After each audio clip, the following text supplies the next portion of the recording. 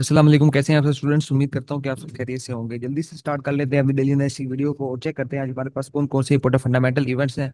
उसके बाद हम चार्ट पर टेक्निकल एनालिसिस करेंगे और इस और ट्रेड के लिए बेस्ट अपॉर्चुनिटीज को फाइंड करेंगे। ये सबसे पहले मेरे पास फॉरेक्स फैक्ट्री हो गया। इसमें हम आज की इंपॉर्टेंट फंडामेंटल इवेंट्स के हवाले से डिस्कस कर लेते हैं। सबसे पहले आज हमारे पास यूएस का फाइनल जीडीपी क्वार्टर और क्वार्टर का डाटा, सेकंड क्वार्टर का ये डाटा है। प्रीवियस रीडिंग चेक करें 3.3% की, और जो फोरकास्ट की जा रही है वो भी 3.3% की जा रही है।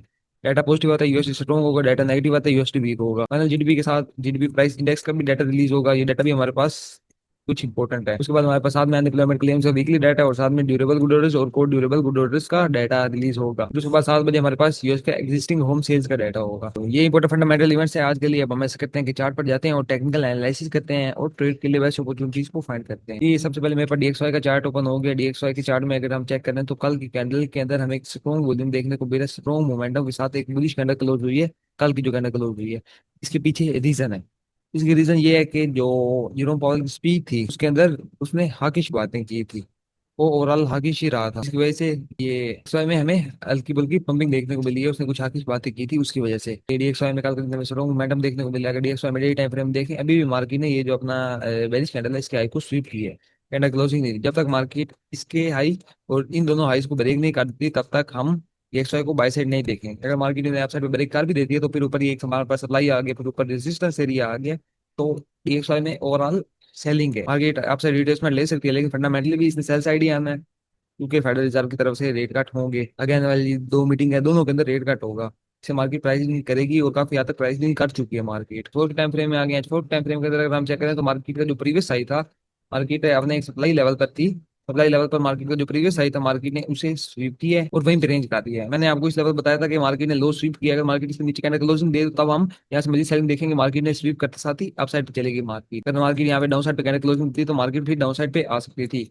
अभी यहाँ पे हमारे पास दिल्ली की वो बेरिश कैंडल मार्केट ने उसको रिसीव की है, वहीं पे मार्केट रेंज कर रही है। अगर मजीद छोटे टाइम फ्रेम में जाए, एच1 टाइम फ्रेम में जाकर चेक करें तो एच1 टाइम फ्रेम में जाकर चेक करते हैं तो यहाँ पर हमारे पास एक डिफाइंड जोन भी है। ये डिफाइंड ऑर्डर ब्लॉक जोन है। ओवरऑल DXY का इस करंट सिग्नल चेक करें तो करंट मार्केट के अंदर DXY के अंदर ये सिग्नल बन सकता है कि DXY इस हाई को स्वीप करके यदि यहाँ पे खड़ी हुई है वहीं से डाउन साइड आ सकती है। जो दिल्ली का एरिया है आज के दिन में अच्छी तरह स्वीप करे और जो कैंडल क्लोजिंग है वो इनसाइड बार में दे। कल का जो हाई है उसके अंदर candle closing day daily time frame के अंदर, तो कल का दिन हम सेल साइड एक्सपेक्ट करेंगे। इस के अंदर बेरिश मूवमेंट हो सकती है। अगर मार्केट इन दोनों हाईस को ब्रेक कर देती है तो फिर हमारे पास जो नेक्स्ट टारगेट होगा वो तकरीबन ये हाई होगा।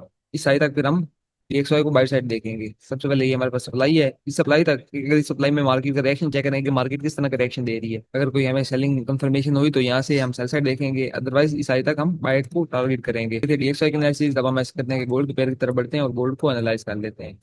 ये मेरे पास गोल्ड का पेयर ओपन हो चुका है। D1 के टाइम फ्रेम मैंने ओपन कर लिया। D1 के टाइम फ्रेम के अंदर चेक करें तो सेम DXY की तरह गोल्ड में भी हमें कल के दिन का एक पुल बैक देखने को मिला है। इस तरह गोल्ड के अंदर बाय साइड पुल बैक हमें देखने को मिला, बाय साइड मोमेंटम देखने को मिला। उस तरह गोल्ड के अंदर सेलिंग देखने को मिली है। उसकी रीजन एक तो ये है कि DXY हमें बाय साइड जाता हुआ नजर आ रहा था। DXY में बाय का मोमेंटम आया जिसकी वजह से गोल्ड पर सेलिंग का प्रेशर देखने को मिला हमें। और दूसरी जो रीजन मैंने आपको बता दी थी कि जीरो पावर की स्पीड की वजह से पुल बैक मार्केट ने लिया है। डे टाइम फ्रेम के मुताबिक चेक करें तो डे टाइम फ्रेम के अंदर हमारा जो डेली बयास है वो बेरिश है, लेकिन डाउन साइड पे रिजेक्शन है। तो ये हमारे पास एक किस्म का ट्रैप भी हो सकता है और मार्केट दोबारा इस लेवल को ब्रेक कर सकती है।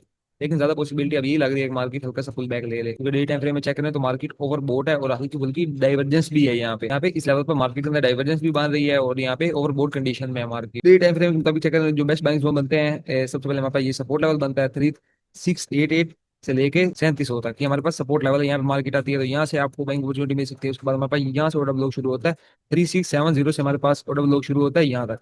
हमारा सारा ओवरऑल D1 का ऑर्डर ब्लॉक है। यहाँ पे मार्केट आती है, यहाँ से भी आपको एक बेस्ट लॉन्ग टर्म अपॉर्चुनिटी मिलेगी। उसके बाद हमारे पास जो मजीद जबरदस्त बाइंग जोन है जो हमारे पास वो इस लेवल पर है 3565 पर। लेकिन काफी ज्यादा लो प्रोबेबिलिटी है कि मार्केट इतना डाउन आए। छोटे टाइम फ्रेम में आ गए हैं। छोटे टाइम फ्रेम के अंदर चेक करें तो मार्केट के अंदर जो अपना प्रीवियस माइनर लो था उसे तो डाउन साइड पे ब्रेक कर दिया था। अब जो नीचे हमारे पास डिमांड एरिया था, डिमांड एरिया से मार्केट अप साइड पे उठी है। डिमांड एरिया वही डिमांड एरिया जिसकी वजह से मैंने आपको पहले ही बताया हुआ था कि अगर मार्केट यहाँ पर आती है तो यहाँ से आपको बाइंग अपॉर्चुनिटी मिलेगी। इसी छोटे टाइम फ्रेम में आ जाते हैं। अजवान के टाइम फ्रेम में चेक करें तो अजवान के टाइम फ्रेम के अंदर हमारे पास इस लेवल से मैंने आपको बाइंग का बताया था कि यहाँ से बाइंग अपॉर्चुनिटी मिल जाएगी आपको। एक 2 का जोन था। अगर किसी मेंबर ने इस लेवल से ट्रेड पकड़ी है तो उसको तकरीबन 300 प्लस पिप्स की मूव देखने को मिली है इस लेवल से। अच्छा प्रॉफिट उसने जनरेट किया होगा। अब अगर हम मजीद चेक करें तो हमारे पास नीचे एक ये बाइंग जोन पड़ा है और एक बाइंग जोन से मार्केट अब इस वक्त सेटल उठ रही है। अगर H4 के टाइम फ्रेम के अंदर चेक करें तो H4 के टाइम फ्रेम के अंदर मार्केट ने इस लेवल पर यहाँ पे पहले रिजेक्शन कैंडल बनाई थी, फिर उसके बाद नेक्स्ट कैंडल जो थी उसने स्वीप करके अच्छी लिक्विडिटी लेके डाउन साइड पर क्लोजिंग दी है। वहाँ जो H4 का इस वक्त बयास है वो बेरिश मार है। मार्केट इस लेवल पर रेंज कर रही है, लिक्विडेट कर रही है, तो मार्केट इस लेवल से सेल साइड आ सकती है, डाउन साइड थोड़ी सी रिट्रेसमेंट ले सकती है। H1 के अंदर चेक करें तो H1 के अंदर हमारे पास एक ये सेलिंग एरिया भी बनता है। यहाँ पे मार्केट ने अपना H1 के अंदर सर्विस शिफ्ट कर दिया इस लेवल पर, तो यहाँ पे हमारे पास ये सेलिंग जोन बनता है। मुझे छोटे टाइम फ्रेम में आ जाए, हम 30 के टाइम फ्रेम के अंदर, हम 30 के टाइम फ्रेम के अंदर चेक करें तो हमारे पास एक ये सप्लाई एरिया पड़ा है। तो मार्केट आपका पहले मैं अंदर इस साइड बार में लो ब्रेक किया, फिर उसके बाद हमारे पास मार्केट सप्लाई एरिया में आ गई है और पॉसिबिलिटी यही है कि मार्केट इससे डाउन साइड आ जाए। अगर यहाँ पे मार्केट कोई कंफर्मेशन देती है तो यहाँ से मार्केट डाउन साइड आ सकती है। डायरेक्ट भी कंफर्मेशन बेस पर आप सेल कर सकते हैं, अदरवाइज मार्केट इसका हाई स्वीप करे और स्वीप करने के बाद डाउन साइड आए तो आपको एक बेस्ट अपॉर्चुनिटी मिलेगी इस लेवल से हाई स्पीड पे। हमारे पास सेलिंग जोन है बेस्ट, हमारे पास M30 का भी एरिया है, M45 का भी ये सप्लाई एरिया है। अच्छे बात ये थे M30 M45 के नेक्स्ट हम करते हैं कि मजीद छोटे टाइम फ्रेम में जाते हैं M15 के टाइम फ्रेम में, और M15 के टाइम फ्रेम में जाकर प्रॉपर एनालिसिस कर ले। ये मेरे पास M15 का टाइम फ्रेम ओपन हो गया है, स्ट्रक्चर में भी मैंने कर ली है। यहाँ पे हमारे पास बहुत उसके बाद यहाँ पे इस लेवल पर हमारे पास चेंज ऑफ करेक्टर हो चुका है। मार्केट अपना चेंज ऑफ करेक्टर कर ले, चेंज ऑफ करेक्टर के बाद हमारे पास इंड्यूसमेंट इस लेवल पर बनती थी। उसके बाद ये हमारे पास था डिसीजन पॉइंट ऑफ व्यू यहाँ से मार्केट एक मिनट पर ड्रॉप हुई है और एक्सट्रीम हमारे पास ये जोन मिलता है। इसलिए पॉइंट ऑफ व्यू पे मार्केट ने अपना यहाँ पर किया जी MSS, उसके बाद मार्केट दोबारा अपसाइड पे आई और अपसाइड पे आते साथ ये हमारे पास एक सप्लाई एरिया जिसके वजह से मैंने आपको अभी बताया कि M30 का ये एक सप्लाई जोन है। मार्केट वहां पे आ चुकी है। करंट तो ये सिनेरियो बन रहा है कि इस लेवल से हम गोल्ड को सेल साइड देखेंगे। अगर हम गोल्ड को सेल साइड देखेंगे तो हमारा जो फर्स्ट टारगेट रहेगा वो यहाँ पे अगर छोटे टाइम फ्रेम को डिमांड एरिया तो वो टारगेट रहेगा। बाकी अगर मेजर हम टारगेट बात करें, पहला टारगेट ये और सेकंड टारगेट हमारा ये रहेगा। उसके बाद आगे हम मजीद भी टारगेट कर सकेंगे। जो एंट्री मिलेगी आपको वो आफ्टर स्विंग मिलेगी, वरना आप डायरेक्ट एंट्री भी ले सकते हैं इस लेवल से कोई कंफर्मेशन देकर छोटे टाइम फ्रेम का स्ट्रक्चर शिफ्ट देकर। थे गोल्ड के एनालिसिस। उम्मीद करता हूँ कि आप सब लोगों को ये वीडियो पसंद आई होगी। मिलते हैं जल्द इंशाल्लाह एक नई वीडियो के साथ। अल्लाह हाफिज।